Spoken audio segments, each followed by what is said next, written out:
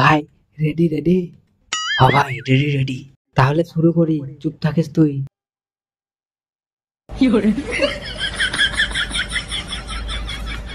আমাকে ভূতের মতো লাগছে তো? ভাই তোকে সত্যি ভূতের মতো লাগছে।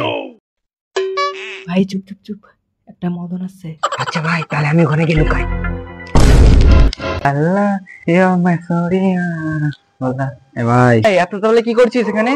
মুখে এটা কি মাখছিস কেন জানো না? আমি অপেক্ষা করতেছি। ভাবির জন্য অপেক্ষা করছো?